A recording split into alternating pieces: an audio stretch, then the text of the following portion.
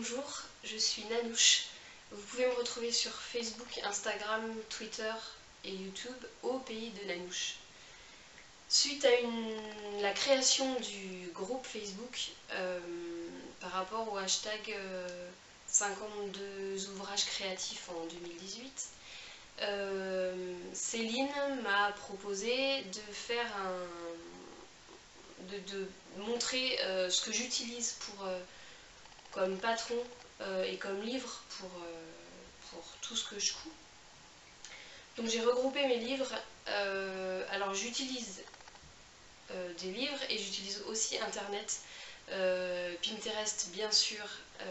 Je tape le nom de ce que je veux faire et tuto ou DIY pour do it yourself. Et je trouve beaucoup de choses gratuites. Après, il y a aussi des livres que j'aime beaucoup et qu'on ne trouve pas forcément gratuitement sur internet. Alors moi, j'ai commencé la couture par les couches lavables.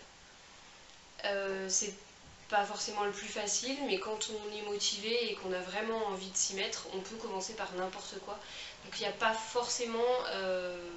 on n'est pas obligé de commencer par des coutures droites, des lingettes ou n'importe. Ce qui nous intéresse vraiment, on pourra le faire si vraiment on est décidé. Après les couches lavables, j'ai commencé avec les livres d'Astrid Le Provost. Il y a un temporel pour bébé, j'ai dû commencer par celui-là, un temporel pour enfants, un temporel pour femme enceinte, celui d'après doit s'appeler Coton et Liberty, et il y en a un sur le tricot, et après elle a dû faire une deuxième édition de celui-là. C'est bien pour commencer, par contre ça taille pas bien du tout, donc il faut toujours vérifier sur internet chaque patron pour savoir s'il faut l'allonger, si c'est vraiment la bonne taille ou si souvent c'est marqué 2 ans mais en fait c'est du 4, etc. Donc il faut vraiment tout vérifier. Je les ai tous revendus. Là je voulais faire une tunique particulière donc je l'ai repris à la bibliothèque. Celui-là. À la bibliothèque, enfin la médiathèque, ils ont tous ces ouvrages donc je sais que je peux les reprendre quand je veux.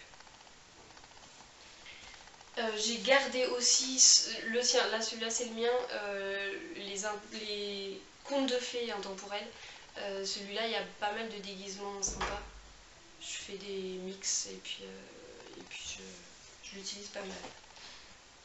J'aime beaucoup les patrons japonais, les livres oui japonais.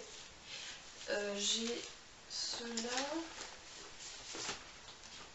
Voilà. J'ai la couture nature, donc qui est pour femmes.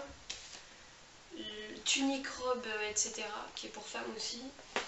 Et mes petits habits qui est pour enfants. Et c'est bien parce qu'il y a pas mal de choses pour les garçons. Donc c'est de 1 à 4 ans. Et il y a pas mal de choses pour les garçons. Je crois que j'en ai un autre. Oui. Et j'ai celui-là, basique pour petite fille. Celui-là, je l'ai pas mal utilisé. Les patrons japonais sont simples. Il y a des dessins, voilà. Il y en a plein. Il y a un blog collectif. Alors pour les intemporels aussi, il y a un blog collectif. Ça doit être Joku Citroni ou je sais plus. Oui, je crois. Et là, il y a un blog collectif qui doit s'appeler Japan Couture Addict. C'est bien, c'est tout rangé par livre et par chaque modèle a une lettre. Donc par exemple, là, c'est la K du livre basique pour petite fille. Ensuite, évidemment, grain de couture. Alors, grain de couture, je la suivais avant qu'elle sorte ses livres et j'adorais ce qu'elle faisait, Yvan Soufflé. Donc, j'ai le premier qui est pour enfants, ça va jusqu'à 8 ans. Non, je ne l'ai pas agrandi pour l'instant, je ne l'ai pas encore agrandi. Et celui pour adultes. Alors, ce qui est bien, c'est qu'il y a plein de variantes possibles. Là, par exemple, à Noël, j'ai fait une tunique pour ma soeur. J'ai enlevé le col Là je vais me la refaire pour moi sans les manches.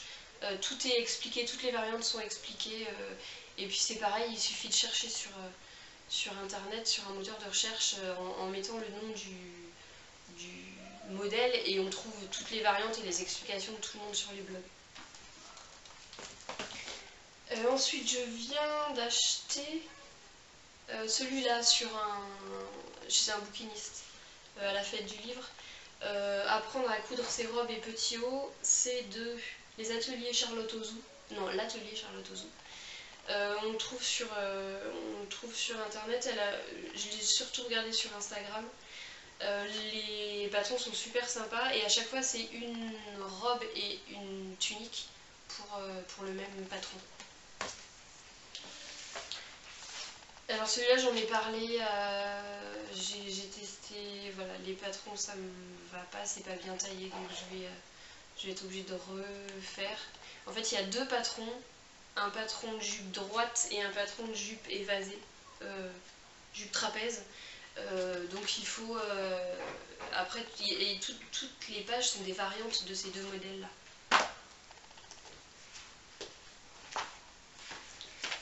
Alors celui-là, Sarouel de Valérie Roy, j'avais le premier qui était tout petit, où il n'y avait pas un patron à taille réelle, mais elle donnait les explications pour se faire son propre Sarouel. Alors celui-là, c'est pas des sarouels, enfin si, il y a des sarouels, mais il y a vraiment tout.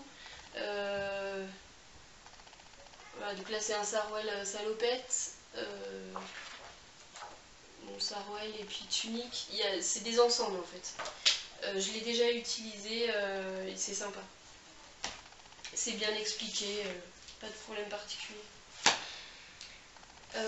Et puis je me suis acheté celui-là il n'y a pas très longtemps, je l'ai toujours pas testé. Ma soeur a déjà choisi une robe dedans, donc je sais que je vais le tester très rapidement. Alors c'est pour le stretch, c'est plein de... Alors en fait il y a 9 patrons je crois, et pour chaque patron il y a toutes les variantes. Un nombre de cols différents, de longueur de manche, je vais y arriver, et de... Voilà, alors...